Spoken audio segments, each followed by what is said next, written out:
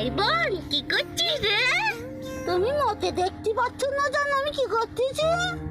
ওই তুমি কথা বলিস কেন সবসময় তুই?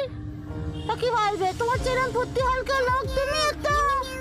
এই চুপ কর বাতি ধরাচ্ছিস? তা তুমি যদি দেখতে পেয়ে শুনতে চাও সেটা তো আমি বলবো না।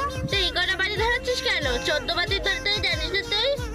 তা আমার তো দুটো হাত, চতুর্থটা তো হাত না, চতুর্থটা তখন ধরেন চতুর্থী চতুর্থ একসঙ্গে চলবে না। এখন বেশি কথা বলবি না, ভূত এসে ধরে নিয়ে যাবে বলো।